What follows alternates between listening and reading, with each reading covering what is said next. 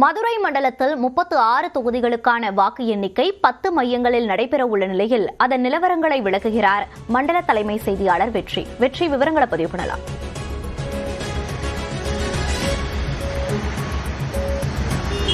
மோனிஷா, மதுரை மண்டலத்தில் கூடிய அந்த 6 மாவட்டங்களுக்கு 36 தொகுதியில் சீரான வாக்குப்பதிவு, அதாவது ஈவனான வாக்குப்பதிவு அப்படிங்கிறது இல்லை. ஏன்னா திண்டுக்கல்லையும் விருதுநகர்லையும் அதிகமான வாக்குப்பதிவு 90% நெருக்கி போயிருக்கு.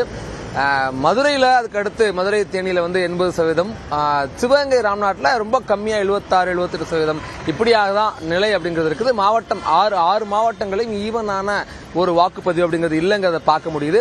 இது என்ன இங்கெல்லாம் பதிவான வாக்குகள் அப்படிங்கிறது 10 மையங்கள் என்றாங்க. மதுரையில தான் அதிகபட்சமா, மதுரை மாவட்டத்தில் தமிழ்நாட்டிலேயே 10 தொகுதி இருக்கு. இங்கே தான் அதிகமா 5 மையங்கள் என்றாங்க. 10ஐயும் பிரிச்சு 5 இடங்கள்ல 2 தொகுதிகளை தனித்தனியாக என்றாங்க. விருதுநகர்ல மற்றபடி எல்லா மீதி இருக்கக்கூடிய 5 மாவட்டங்களையும் தலா ஒரு மையத்தில் தான் வாக்கு எண்ணிக்கை நடைபெறுகிறது. இங்க போட்டி நிலவரத்தை பார்த்தோம் அப்படின்னா ஒரு 13 தொகுதிகளில் கடுமையான போட்டி இருக்குது. தென்மண்டலத்தில் கூடிய 36 தொகுதிகளில் ஏற்கனவே திமுக 25 தொகுதிகளை தன் வசம் வச்சிருக்காங்க.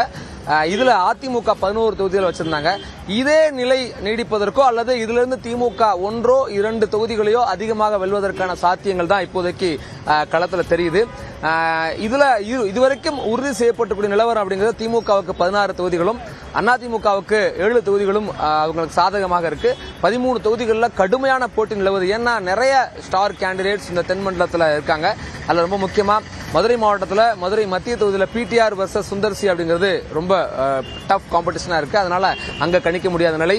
செல்லூர் ராஜு போட்டியிடக்கூடிய மேற்கு தொகுதி, RB உதயகுமார் போட்டியிடக்கூடிய திருமங்கலம் தொகுதி, ராஜன் செல்லப்பா, CTR நிர்மல்குமார் போட்டியிடக்கூடிய திருப்பரங்குன்றம் தொகுதி எல்லாம் ரொம்ப கடுமையான போட்டிகள் இருக்கு. மதுரையில் இந்த 4 தொகுதிகள் தான் இன்னும் என்னவா இருக்கும், களம் என்னவா இருக்கும்னு கணிக்க முடியாத அளவுக்கு இருக்கு.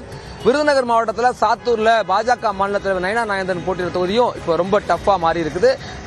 சில வாரங்களுக்கு முன்பு வரைக்கும் திமுகவுக்கு சாதகமா தெரிஞ்ச நிலையில இப்போ அங்க கடுமையான போட்டி நிலவுது. தேனி மாவட்டத்தில் பெரியகுளம் ஆண்டிப்பேடு தொகுதியிலையும் கடும் போட்டி இருக்குது.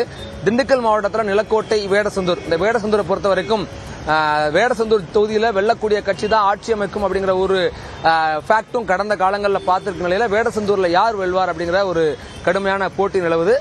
சிவகங்கை மாவட்டத்தில் காரைக்குடியில் சீமான் போட்டியிடக்கூடிய அந்த தொகுதி 4 முனை போட்டியும் 4 முனையும் கடும் போட்டி நிலவக்கூடிய ஒரு இடமா மாறி இருக்கு. மற்ற தொகுதியில் 4 முனையிலையும் போட்டி கிடையாது, 2 அல்லது 3 இப்படிதான் இருந்திருக்கு. ராமநாதபுரம் மாவட்டத்திலையும் பரமக்குடி, திருவானநிலையம் கடுமையான போட்டி நிலவுது பார்க்கிறோம். யாருக்கு எந்த தொகுதிகள் அப்படிங்கிறது நாளைய தினம் எண்ணக்கூடிய வாக்குப்பதிவில் தெரிய வரப்போகுது. இதுல நம்ம ரொம்ப கூடுதல் எதிர்பார்ப்பு அப்படிங்கிறது இந்த 13 தொகுதிகளில் இழுபறி நீடிக்கக்கூடிய, இந்த கடும் போட்டி நீடிக்கக்கூடிய தொகுதிகளில் 13 தொகுதிகளில் யாருக்கு சாதகமாக யாருக்காக களம் அமைய போகுது அப்படிங்கறத நம்ம நாளைக்கு தெரிய போகுது. மோனிஷா, கள நிலவரங்களை பதிவு செய்தமைக்கு நன்றி. வெற்றி.